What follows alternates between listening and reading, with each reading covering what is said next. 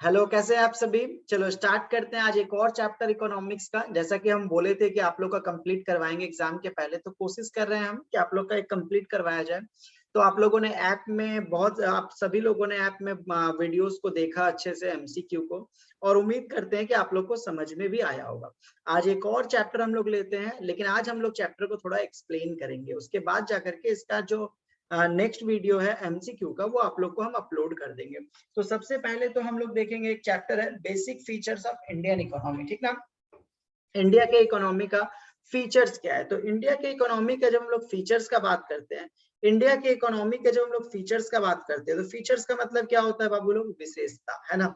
एक बड़ा चैप्टर है और आसान सा चैप्टर है, आज समझ में आएगा आप लोग को। तो फीचर्स का मतलब क्या होता है, विशेषता। विशेषता का मतलब हर एक आदमी का अपना कैरेक्टरिस्टिक्स है, जैसे मेरा कुछ कैरेक्टरिस्टिक्स है, आपका कुछ कैरेक्टरिस्टिक्स है, उसी तरह इंडिया का इकोनॉमी। तो पहले तुम लोग को हम बता दें कि इकोनॉमी ना 3 पार्ट में डिवाइड किया गया। एक तो होता है हम लोग का कैपिटलिस्ट, क्या होता है हम लोग का कैपिटलिस्ट, दूसरा होता है हम लोग का सोशलिस्ट, और तीसरा होता है हम लोग का मिक्स्ड इकोनॉमी। इन तीनों के बारे में ना थोड़ा सा समझना पड़ेगा, फिर ये चैप्टर आप लोग के लिए आसान हो जाएगा। देखो, सोशलिस्ट इकोनॉमी एक ऐसा इकोनॉमी है जहां पर गवर्नमेंट का बहुत कंट्रोल होता है। किसका कंट्रोल होता है, गवर्नमेंट का। यानी कि देश में जितना भी सामान बनेगा, जो भी सामान बिकेंगे, वो सबके ऊपर कंट्रोल किसका होगा, गवर्नमेंट का। जब हम लोग का देश आजाद हुआ था 1947 में, तो उसके बाद से जो कांग्रेस जो थी, उन्होंने इसी तरह के सरकार को चलाने का कोशिश किया था, जहां पे सोशलिज्म होता था। क्या मतलब है कि जो भी देश में बनता था, चाहे वो कोयला हो, चाहे वो इलेक्ट्रिसिटी हो, वो सब का सब किसके रिस्पॉन्सिबिलिटी पे था, गवर्नमेंट।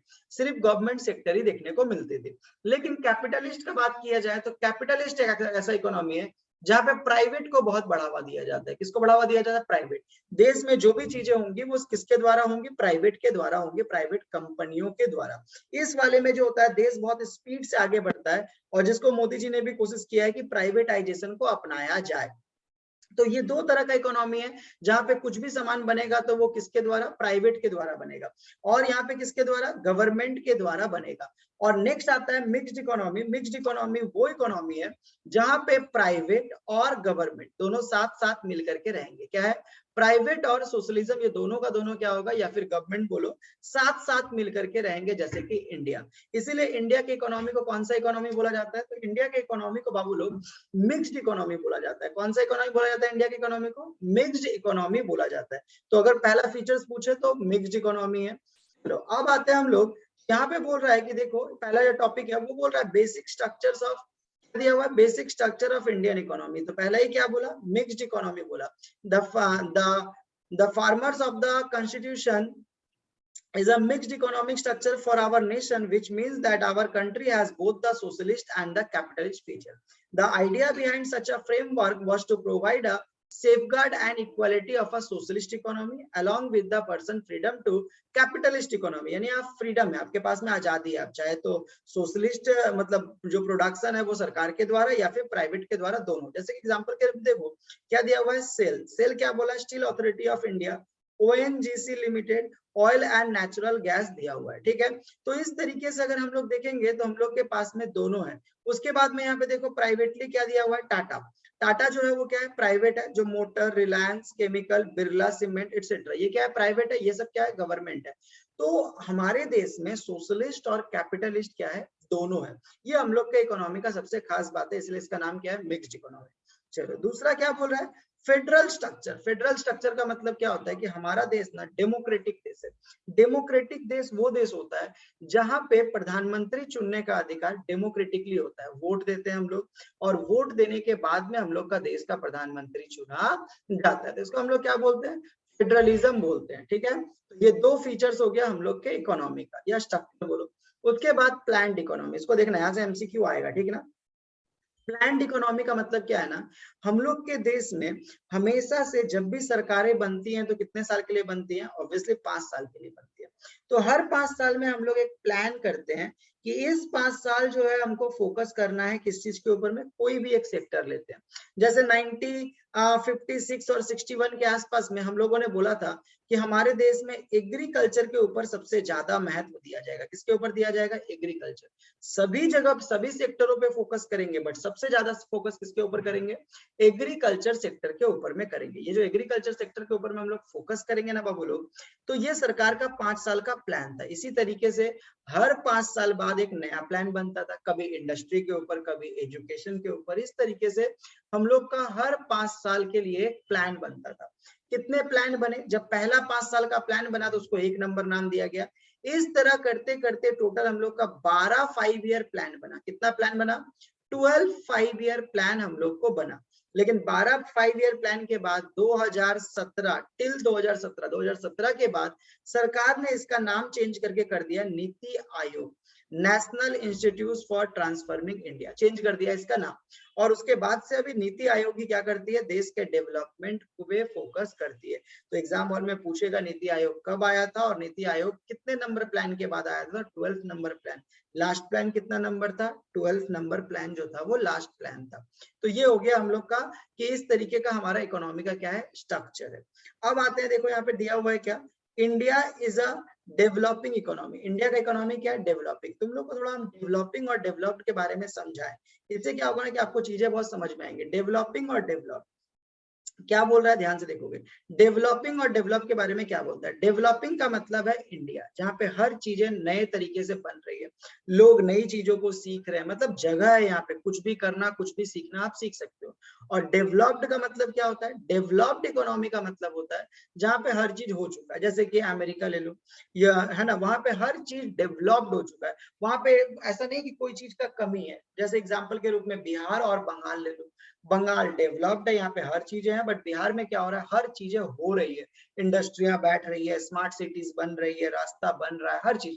तो इसको हम लोग बोलेंगे डेवलपिंग। तो अगर देश के रूप में कंपेयर किया जाए तो इंडिया जो है ना वो डेवलपिंग इकोनॉमी है, जो बढ़ रही है आगे की तरफ। अब आते हैं कि इसका मतलब क्या क्या फीचर्स है। तो देखो, लो पर कैपिटल इनकम। इंडिया वो कंट्री है जहां के लोगों का पर कैपिटल इनकम, पर कैपिटल इनकम क्या होता है? पर कैपिटल इनकम का मतलब होता है हर एक आदमी साल में कितना कमाता है। तो इंडिया का वो जो है वो क्या है? लो है as compare to other country. Other countries में एक एक आदमी बहुत ज्यादा इनकम कमाता है, इसलिए वो लोग खुश रहते हैं। उसके बाद ओवर पॉपुलेशन। इस इकोनॉमी का एक और फायदा है, फायदा बोलो या नुकसान बोलो, क्या है हम लोग का यहाँ पे? Over population. हमेशा से क्या रहता है? पॉपुलेशन हम लोग के देश का ज्यादा है, ठीक है। तो ओवर पॉपुलेशन देखने को मिलता है। नेक्स्ट क्या बोल रहा है, देखो अगला फीचर्स बोल रहा है हम लोग को एग्रियन इकोनॉमी। एग्रियन इकोनॉमी का मतलब पता है क्या होता है? यानी हम लोग के देश में ज्यादा से ज्यादा लोग एग्रीकल्चर के ऊपर डिपेंड है। ये हम लोग के देश का एक दुर्भाग्य है। हमें चाहिए ना कि हमारा देश सिर्फ एग्रीकल्चर पे डिपेंड ना हो। हम लोग को खाना चाहिए एग्रीकल्चर, जॉब चाहिए एग्रीकल्चर, हर चीज के लिए हम लोग एग्रीकल्चर के ऊपर डिपेंड है।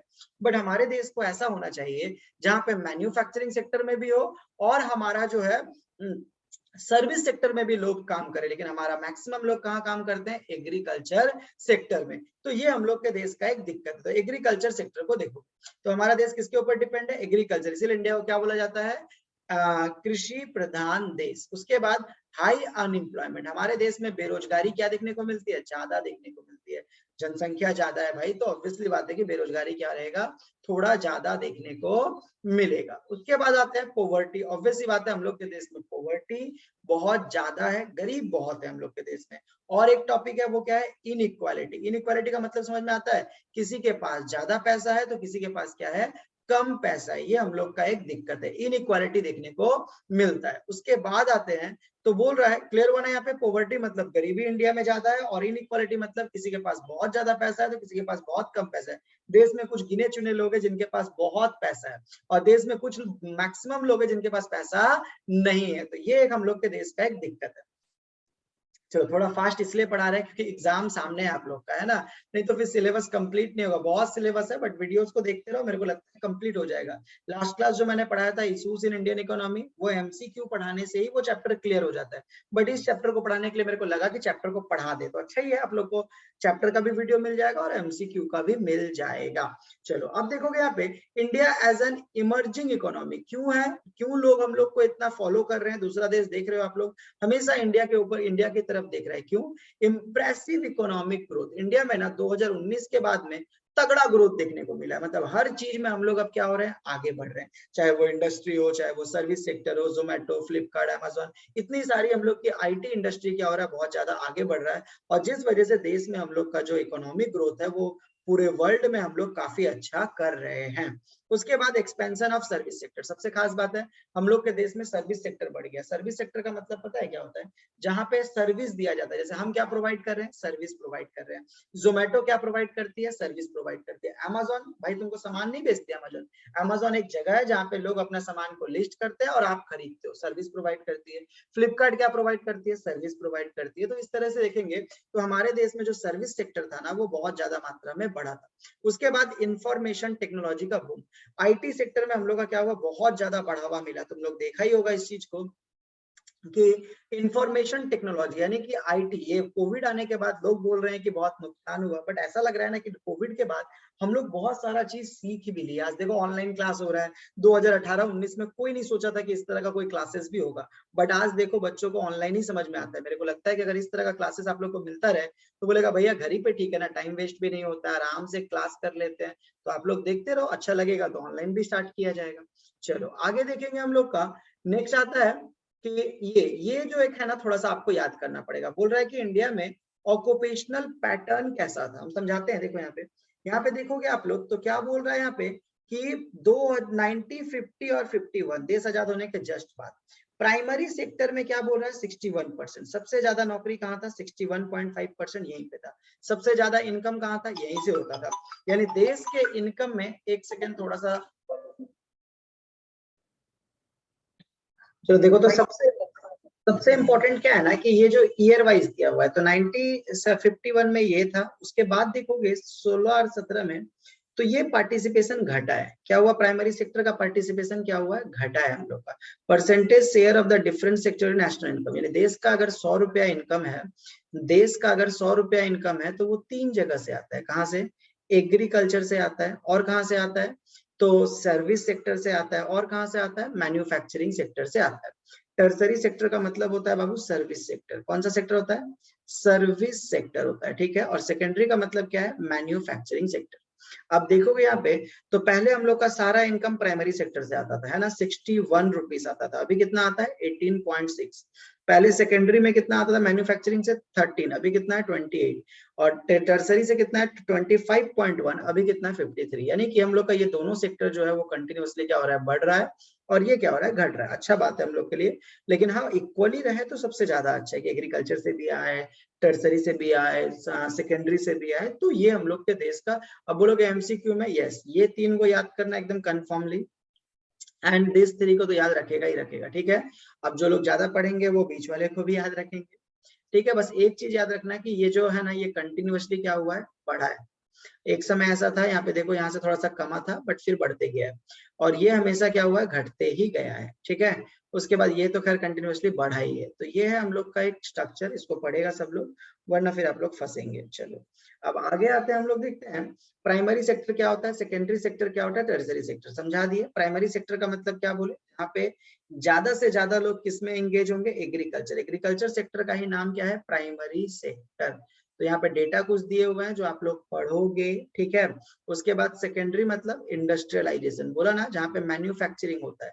क्या बोल रहा है कि हम लोग जहाँ पे चीजों को बनाते हैं, मैन्युफैक्चरिंग होता है। तो मैन्युफैक्चरिंग को ही क्या नाम है दूसरा, सेकेंडरी सेक्टर। टर्सरी सेक्टर का मतलब क्या है, सर्विस सेक्टर। सर्विस सेक्टर का मतलब हमारे देश का बैंकिंग हो गया, ट्यूशन हो गया, ये सब किसमें आता है, हम लोग का टर्सरी सेक्टर में हम लोग का आता है। चलो आगे बढ़ेंगे, छोटा चैप्टर है, अब खत्म की तरफ हम लोग आगे बढ़ रहे हैं। हाँ चलो एक और दिया हुआ है यहाँ पे, देखो क्या बोल रहा है, ऑक्युपेशनल। ऑक्युपेशनल का मतलब रोजगार। तो दोनों में ना बहुत डिफरेंस नहीं होता है बाबू, ठीक है। पहले रोजगार हम लोग को देता था सबसे ज्यादा ये, अभी भी रोजगार सबसे ज्यादा देता है एग्रीकल्चर। लेकिन ये सेक्टर कितना था, 17.2, अभी क्या हुआ है, ये बढ़ा है, कितना हो गया 30.6। तो इस डेटा को पढ़ोगे कि पहले कौन सबसे ज्यादा रोजगार देता था, तो पहले देता था एग्रीकल्चर, अभी भी एग्रीकल्चर है लेकिन दूसरे वाले भी आगे बढ़े हैं। चलो नेक्स्ट आता है हम लोग का structural change in Indian economy. देखो इंडिया के इकोनॉमी में क्या क्या चेंजेस आया, देखो सबसे पहले तो आया बीओपी क्राइसिस, कब आया था? 1957 और 90, इसके पहले भी, हाँ चलो 1957 बीओपी क्राइसिस। बीओपी का मतलब पता है क्या होता है? Balance of payment. Balance of payment एक खाता है जिसमें दोनों तरफ एंट्री होता है, एक तरफ होता है इंपोर्ट और एक तरफ होता है एक्सपोर्ट। एक्सपोर्ट का मतलब जब हम लोग कोई सामान विदेश में बेचते हैं तो हमारे देश में पैसा क्या होता है? आता है।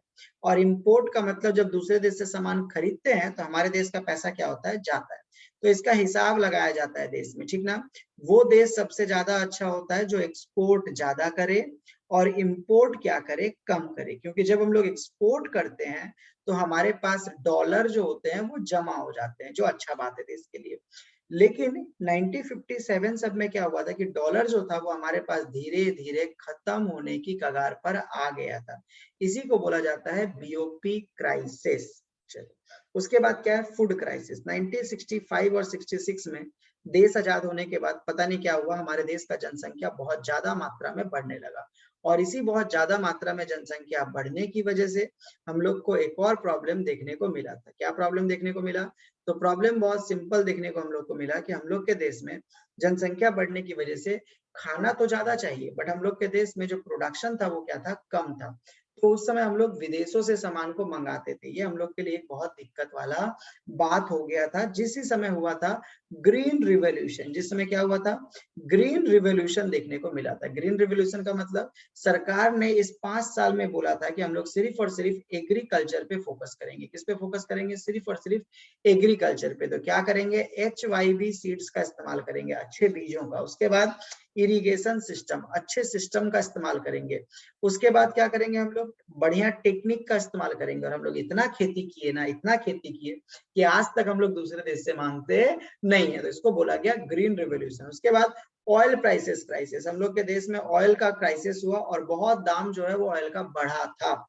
तो इस तरीके से हम लोग के इकोनॉमी में समय समय पर चेंजेस देखने को मिला है। उसके बाद macro economics and foreign reserve crisis, global economic crisis, पूरे देश में इकोनॉमिक क्राइसिस हुआ था 2007 और 2008 में। पूरे देश का जो हालत है वो बिगड़ गया था।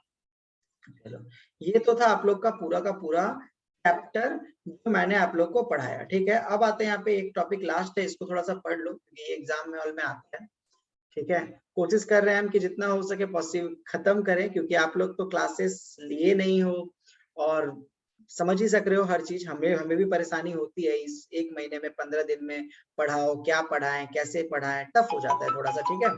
बट कोई नहीं, कोशिश हम लोग कर रहे हैं कि इन चीजों को आप लोग को कंप्लीट हम लोग करवा पाए। चलो आते हैं, क्या बोल रहे हैं हम लोग का? Causes of growth sector. क्या बोला है? सर्विस सेक्टर हम लोग के देश में क्यों इतना ज्यादा आगे बढ़ गया? मतलब पहले सर्विस सेक्टर हम लोग का पीछे था, बट अभी क्या है ना कि हम लोग के देश में सर्विस सेक्टर बहुत आगे बढ़ गया। आप लोग देखे होंगे जोमेटो आ गई है जो सर्विस देती है, बाईजूस आ गई सर्विस देती है, अन अकेडमी सर्विस देती है, जो क्या नाम है उसके बाद अमेजोन सर्विस देती है, फ्लिपकार्ट सर्विस देती है। तो हर कोई क्या प्रोवाइड कर रहा है? सर्विस। बोल रहा है कि हम लोग का जो टेक्नोलॉजी है वो पहले की तुलना में बहुत ज्यादा बढ़ गया है। दूसरा, ये जो टॉपिक है इसको रहने दो, क्योंकि इलास्टिसिटी अभी पढ़ाने जाएंगे ना तो फिर ये चैप्टर कंप्लीट नहीं होगा, बहुत डिटेल में जाना पड़ेगा, इतना डिटेल आप लोग के पास भी समय नहीं है।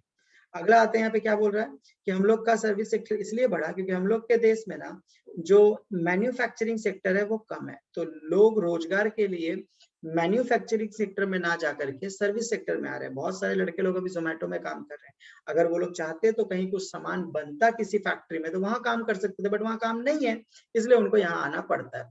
उसके बाद high availability of the skilled man power. हम लोग के देश में ना मैन पावर का संख्या क्या है? बहुत कम है। ये एक हम लोग का दिक्कत है। स्किल्ड का मतलब होता है, देखो आदमी तो बहुत है बट उन लोग को काम करने आता नहीं, स्किल नहीं है। अब हम ही लोग को ले लो ना, क्या स्किल है? सिर्फ आप लोग को ले लो, सिर्फ पढ़ते हो आप लोग, लेकिन कोई बोले कि आपके पास में कोई अलग सा स्किल जिसमें आप एक्सपर्ट हो, तो सिर्फ पढ़ाई में एक्सपर्ट है और किसी चीज में नहीं है, ये दिक्कत है। उसके बाद ग्रोइंग एक्सटर्नल डिमांड, विदेशों से भी ना हम लोग के देश में बहुत डिमांड बढ़ रहा है, क्योंकि विदेशों में जो काम 40,000 में करवाया जाता है इंडिया में 20,000 में करवा लिया जाता है। तो इस वजह से भी हम लोग का सर्विस सेक्टर आगे बढ़ रहा है। इकोनॉमिक रिफॉर्म इन इंडिया, 1991 में हम लोग के देश का इकोनॉमिक रिफॉर्म हुआ था, बहुत इंपॉर्टेंट है। 1991 में देश के हालात ऐसे हो गए थे ना बाबू कि हम लोग के देश को कोई लोन नहीं दे रहा था, जैसा आज पाकिस्तान का है ठीक वैसा। उस समय 1991 में हमारे देश में बदलाव आया। जो लोन दे रही थी वर्ल्ड बैंक या जो भी संस्थाएं थी, उन्होंने इंडिया को साफ साफ बोल दिया कि अब हम लोन आपको नहीं देंगे। और इंडिया के हालात बद से बदतर हो रहे थे, तभी उन्होंने इंडिया के सामने एक शर्त रखा, क्या कि आपको विदेशी सामान को इंडिया में बेचना पड़ेगा। यानी कि विदेश का कोई कंपनी अगर इंडिया में बेचना चाहता है तो उसको बेचने दीजिए, विदेश की कोई कंपनी इंडिया में अपना सेटअप लगाती है तो लगाने दीजिए, आप सरकारी छोड़ करके प्राइवेट को बहुत ज्यादा बढ़ावा दीजिए। और क्या कीजिए कि आपके देश में ना लाइसेंस को लेकर बहुत दिक्कत है, कोई अगर नया कंपनी खुलना चाहता है तो आप लाइसेंस ही नहीं देना चाहते, और इतना रूल्स टफ है कि जिसके वजह से आपके देश में बिजनेस नहीं बढ़ रहा। अगर आप ये सारे काम करोगे तो हम आपको लोन देंगे। और उसी समय हम लोग के 1991 में लिबरलाइजेशन हुआ। क्या हुआ? लिबरलाइजेशन का मतलब होता है रूल्स एंड रेगुलेशन को इजी किया गया, प्राइवेट को क्या मिला? बढ़ावा मिला। और तभी से हम लोग का देश में इकोनॉमी में क्या हो गया? पूरा चेंजेस आ गया। तो बहुत दिन नहीं हुआ, 1991 में ही हुआ है, 30 साल ही हम लोग को हुए हैं, इस तरीके का चीज हुआ है। उसके बाद मैन्युफैक्चरिंग सेक्टर हम लोग का बढ़ा। तो ये था हम लोग का रीजन, ठीक है। Impact of service sector in Indian economy, India के इकोनॉमी पे सर्विस सेक्टर का क्या इम्पैक्ट पड़ा? तो क्या बोल रहा है?